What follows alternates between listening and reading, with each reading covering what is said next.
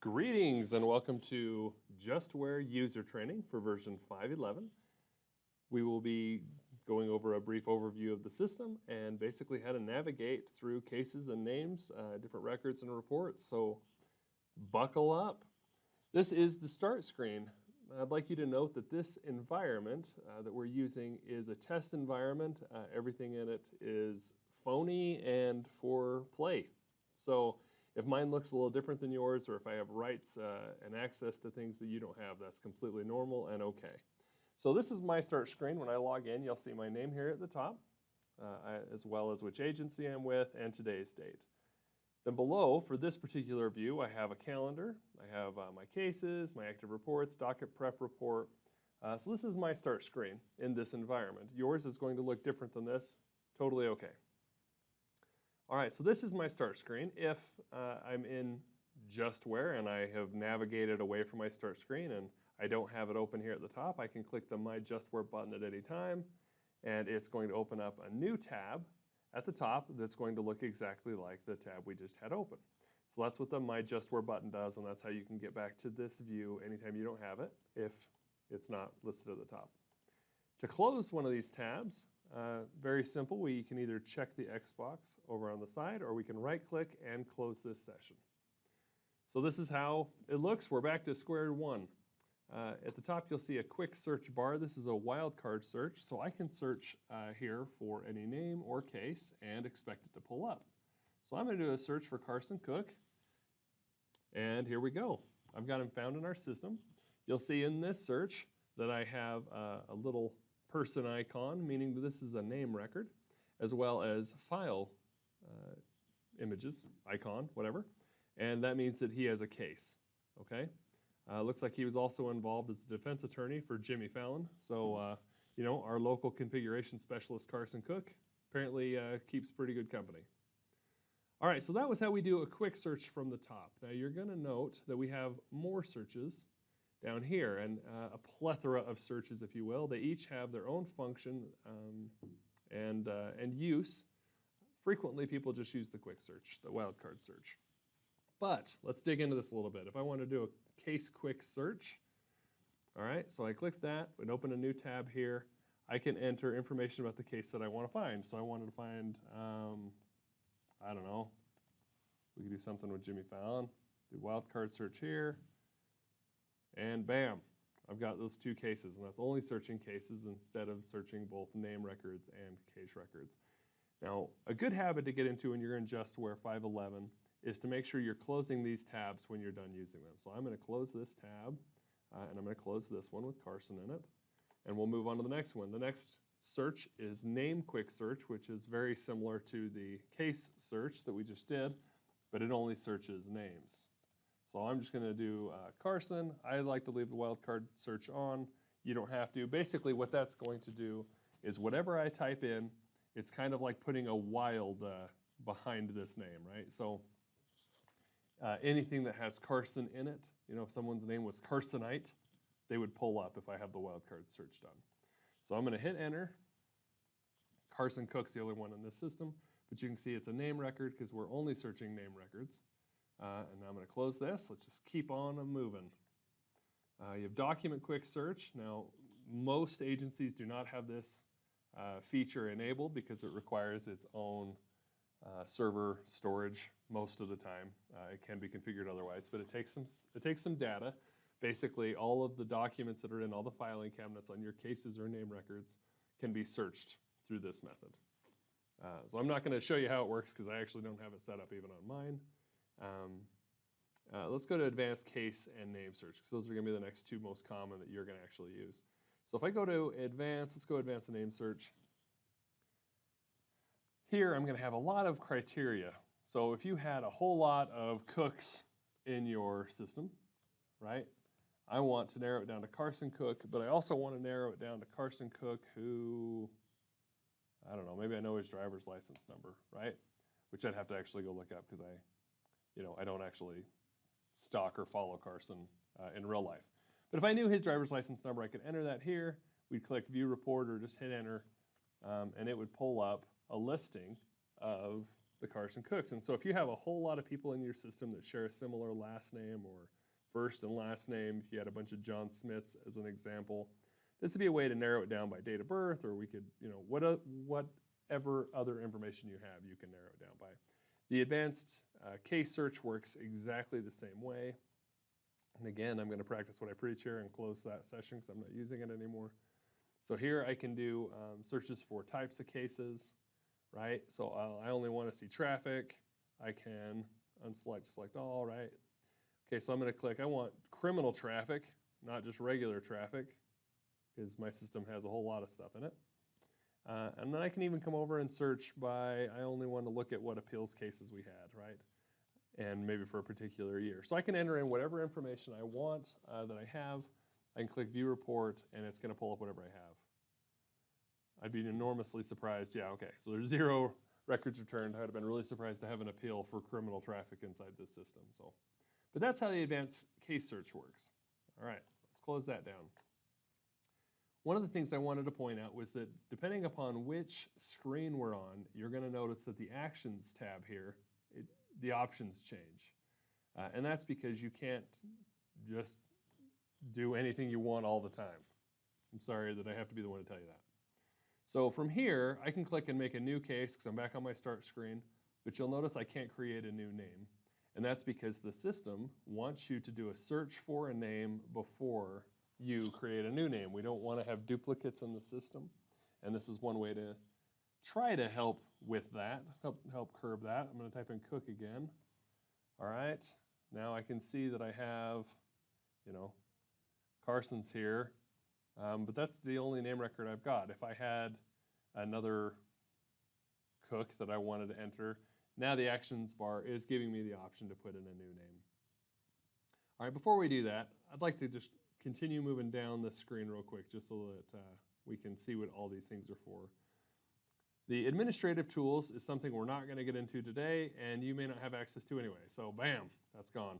Accounting tools, this is obviously where we go to do our accounting. We're not going to get into this too much today either, but if you need further information on accounting tools or are struggling with how to use them, you can reach out to our support at any time or request a one-on-one training, and we can kind of go into that a little bit better. So bam, that one's gone too. Then we have these utilities, and my guess is that you may have one or two or all of these, but many won't. So either way, depending upon your setup, it's going to be a little bit different. The case reassignment tool allows you to, let's say you have a defense attorney who just retired and a new defense attorney came on, and you needed to move over their 150 cases to the new defense attorney. This case reassignment tool will actually allow you to do that. So you don't have to open every individual case and swap in, inactivate the old defense attorney and then add the new one. You can do it in one foul swoop, like Superman, and get that all knocked out. The docket calendar and docket management are what they sound like. You can create and edit dockets from the docket management screen. And the docket calendar is just going to be a calendar that shows you when dockets are and who's on them, that type of thing. Duplicate name detection. If we click this and we start looking for duplicate names, I guess we'll just try it, all right? This is going to open up a new screen where we can actually look for possible duplicates. You have instructions, and we have multiple levels. Again, this is really more administrative in nature, so I'm not going to get too deep into this. But just know that this is an option to help clean up your system and make sure that the data looks good. As we go through these, I'm guessing the next one you'd probably need, maybe, is system reports. This is a listing of all the reports inside your system. We have a bunch of canned reports that you can go through if you want to know about, case notes that are on cases, or case exhibits, case summary reports. Basically, anything that's being tracked inside your version of JustWare can have a report written to pull that information out.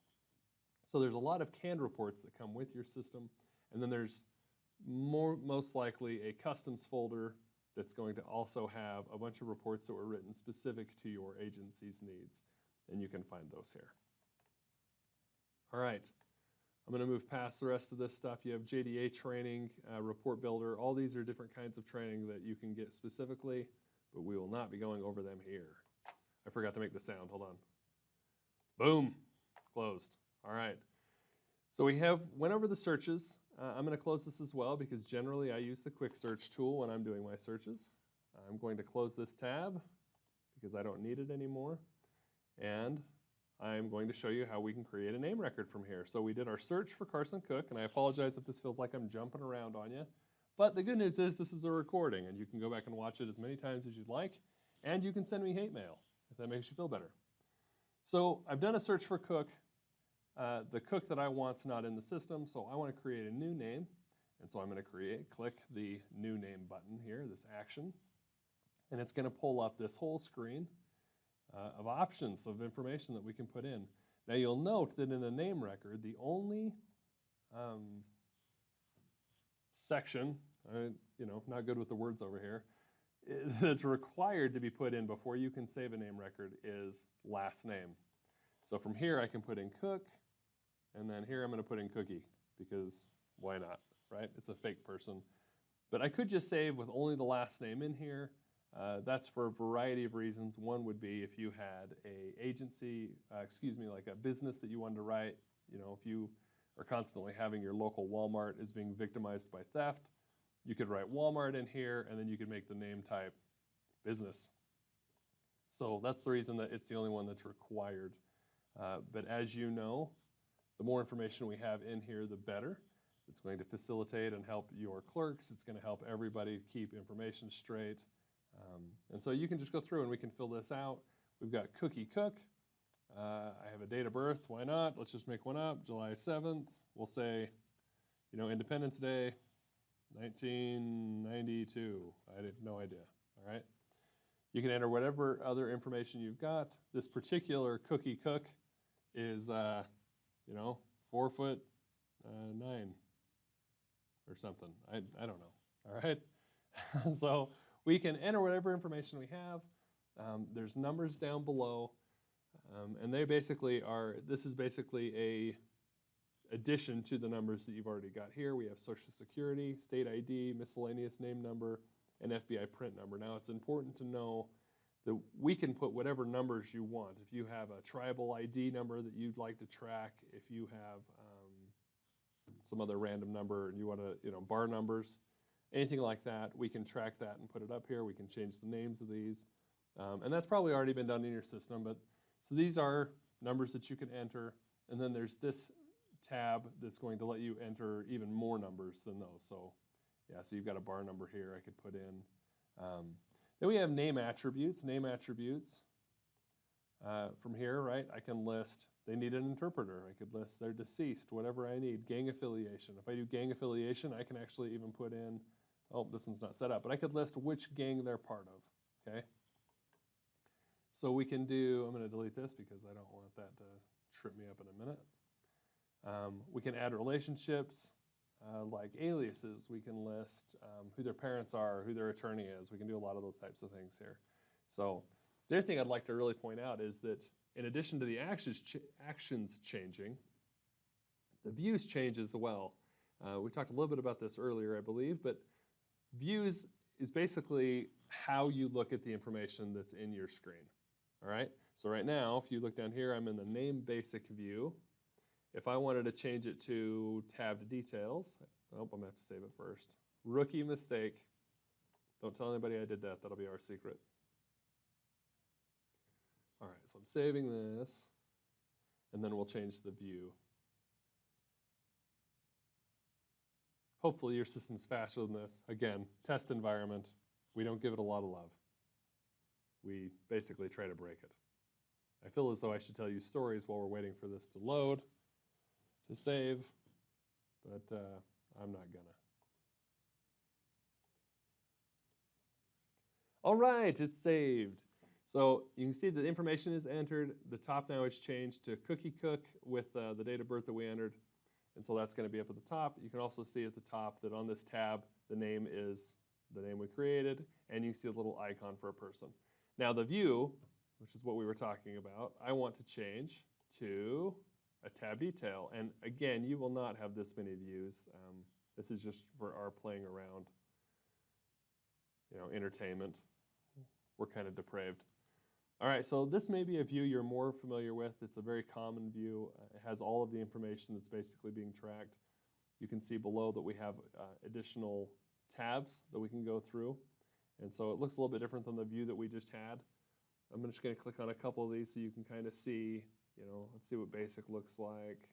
So that was kind of the one we had. Then there's the filing cabinet view. And basically it just limits down to the information that's in this view. So this one's just going straight to the filing cabinet. Again, I'm going to go back to tab details. It's the view I'm comfortable with, and I think it's the most common for potentially you. So hopefully this looks familiar to you. So inside of the name record that we just created, there's not any more information because we didn't really put in very much. I put in the gang affiliation thing here. So why don't we go look at another name record that's already got some of this information in it. So I'm going to close cookie, and let's just go ahead and open up Carson.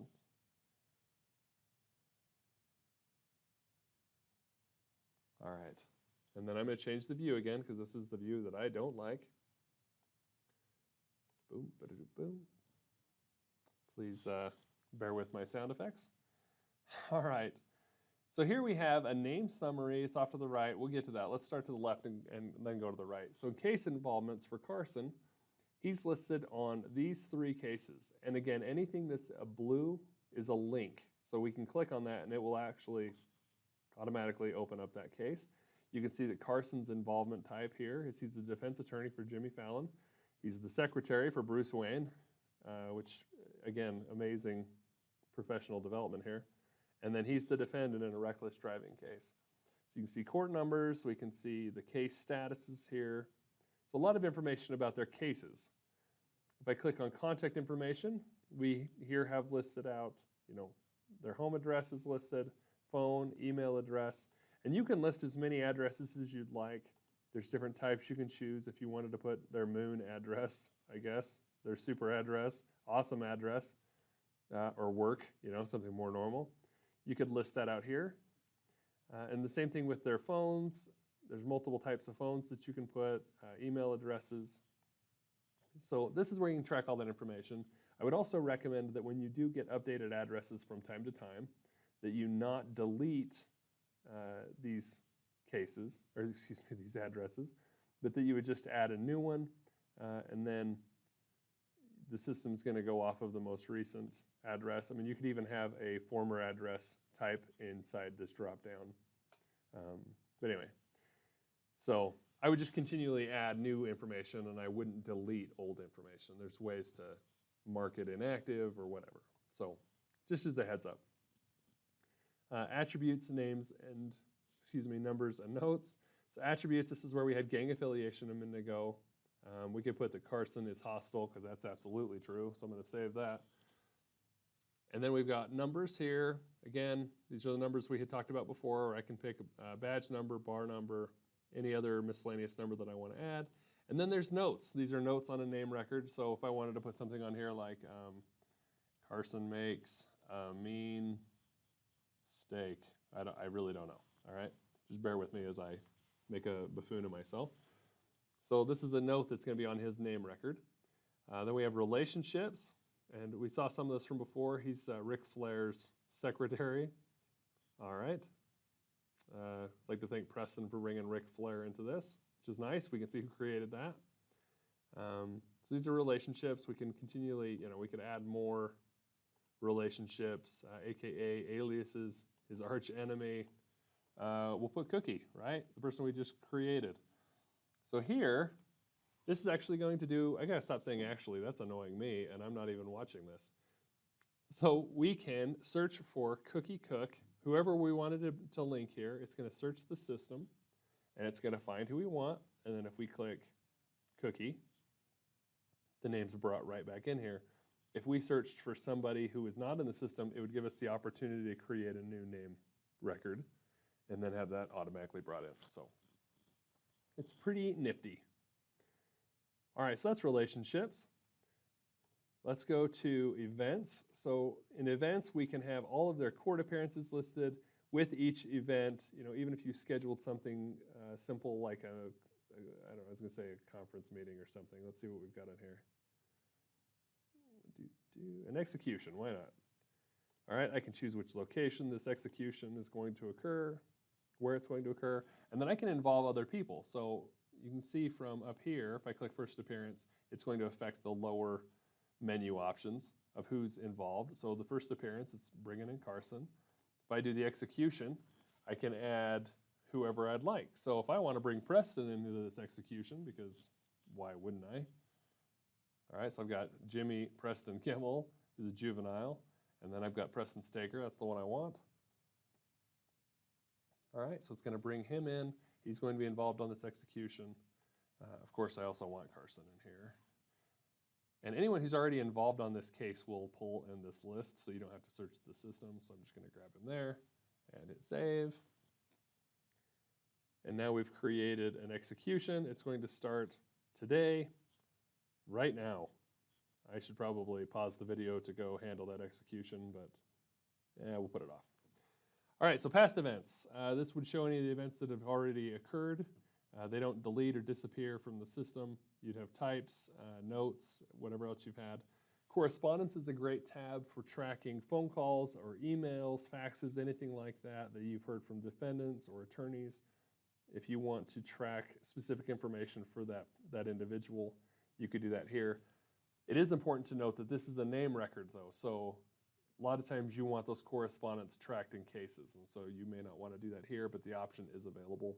And then we have name tasks. Here we can create tasks that are basically like, I want, let's say I'm Carson and I wanted to be able to use this. I can create in a new task and say, I need to return emails or phone calls, voicemails, whatever. So I can put in whatever types I want. I can put in statuses where I say, hey, I'm going to do this later. It just depends on what options you have in your statuses. But I can mark priorities. I can do all kinds of stuff. This is just a way to track random tasks that you may have to do around the office and you don't want to forget. You can also involve other people on the task. So if you're working on a project and there's two clerks that need to work together, you can involve them both on here. So pretty neat. All right, we have the filing cabinet.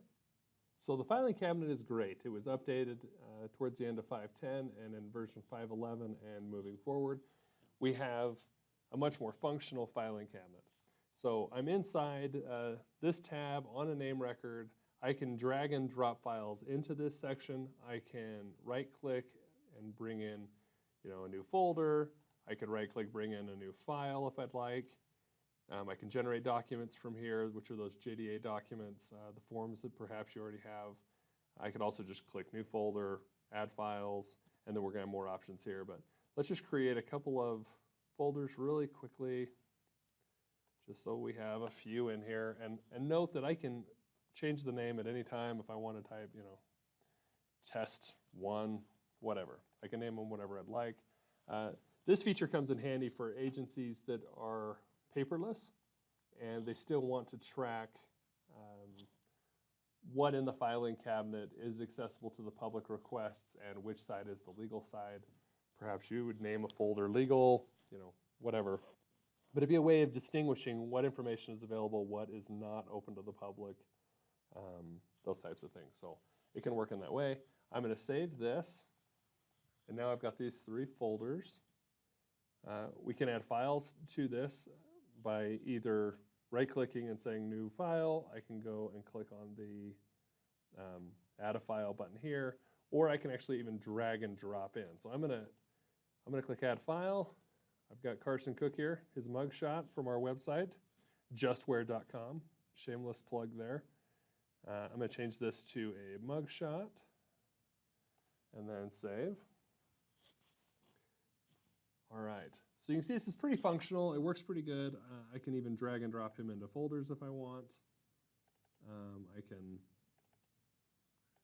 hit, if I hit Control X to cut, and go back out here, I can Control V to paste. So you can copy and paste. So there's a lot of functions here, but there's also different views. So if you prefer the old view, which is a details view, and mine's clearly not set up because I obviously don't. I say obviously because you can see what I'm doing, not because your way is worse than mine, although it may be. Then you have your normal icon view and then the large icon view.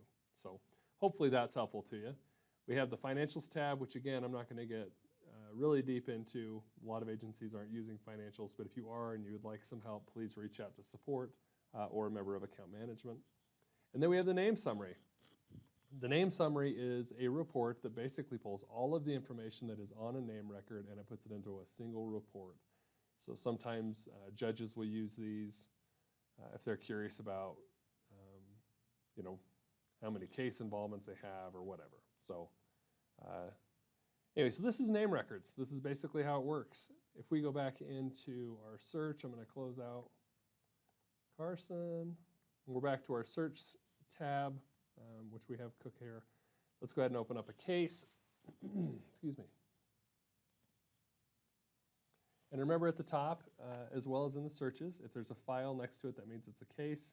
If there is the little person icon, then it's a name record. And you don't want to mix those up. I'd also like to really point out and stress this, that if I open up multiple case views and it's the exact same case, it's going to have multiple tabs for the exact same case. And this can cause problems because if you're not careful, you could start inputting information into one, work on something else for a minute, come back, hit the wrong one, be putting in information, and it's just a user error. It can cause problems occasionally. But if you did save both of those and the information wasn't conflicting, it would still save. But anyway, you can have problems from it. So just pay attention as you're building, as you're working and you start getting 15, 20 of these tabs across, that you close tabs you're no longer needing and you don't open the same tab multiple times. So here we have a case. The case type is listed at the top, its status, its dates, who added it, and then we have all these tabs across. Now I'm in the AGCM view. Let's say, we talked about this a little bit earlier, but I'm going to go back into my tab details view. Holy cow, there's a lot of views in this system, huh? All right, so I'm going to go tab details. And again, it's just a way of looking at the same information in a different way. So you deal with what you're comfortable with. I prefer this, so this is what I use. All right, so on this case, I have agencies and involved parties. I can drag and drop, and I should show you this too. You can widen columns. You can move them around a little bit.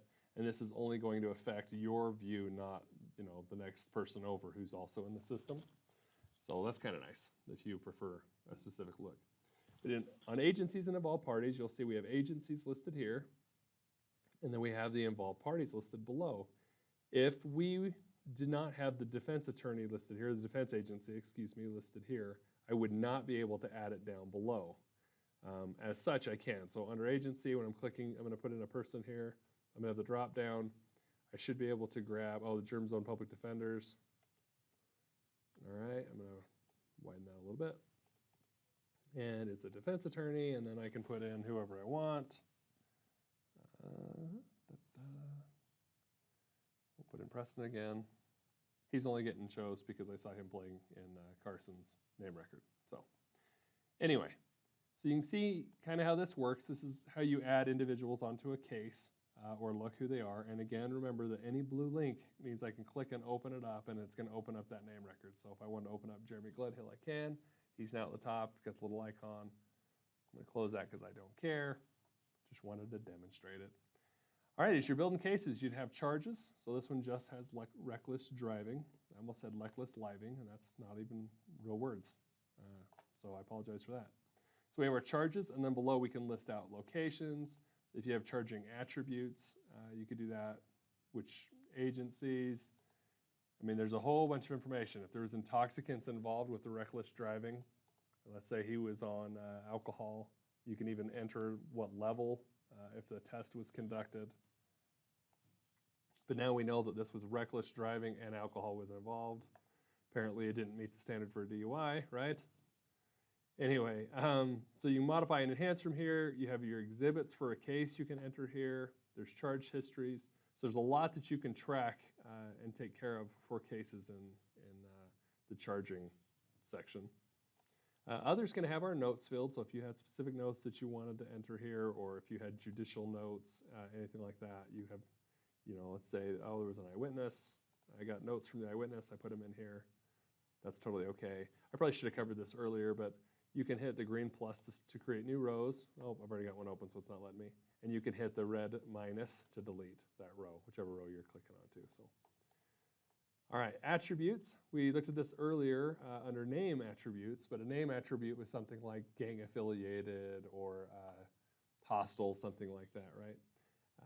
So case attributes, we can put, this was an alcohol or drugs were involved. We could say this was a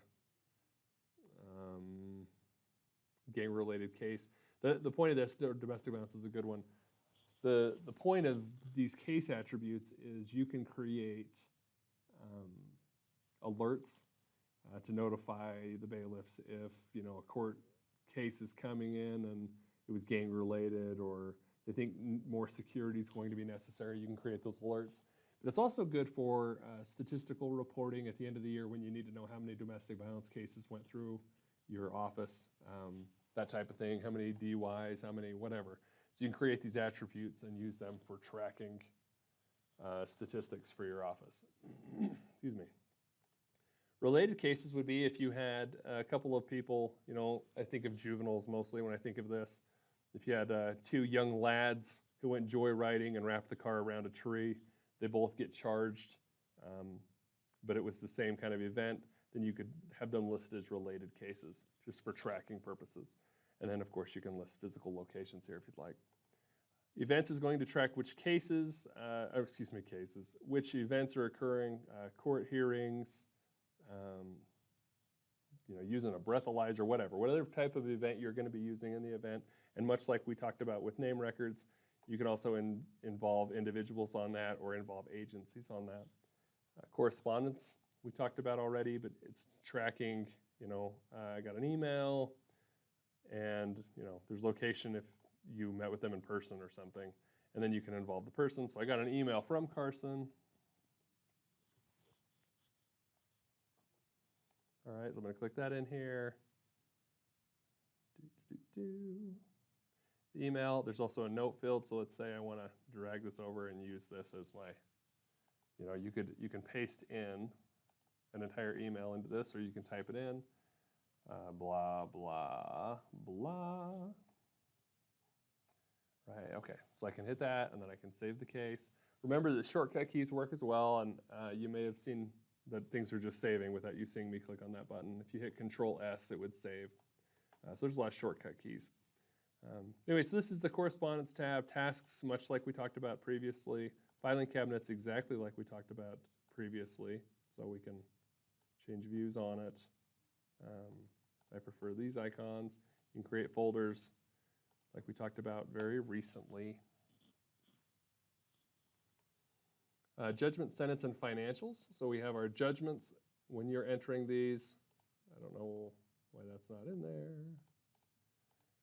All right, this is the judge. Oh, it's because there's nothing in the events. Sorry.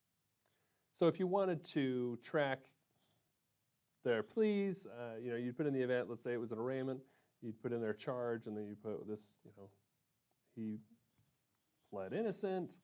You can put in dispositions here. So you can do all forms of the adjudication process here. So it's pretty nifty. So that's obviously where you would track sentencing. Credit and suspend, so if you wanted to give somebody a credit for the community service they'd done, if they'd met different conditions, if there were conditions that were lined out. Financials, joint and several, a lot of this we're not going to go through because it's the financial aspect of it. But so this is where you can track a lot of the, I can't think of the word, adjudication. So when cases are coming, and being adjudicated and you want to be able to list out their sentencing, their conditions, their judgment, all of that's done in this big tab. And finally, for cases, we have the case summary. This is much like the name summary, but it provides an overview of everything that's been listed on a case, who is involved. You can expand these out. If you go primary, these are just the involvements. Anyway, so that's cases and names. That's how you, get around inside of them.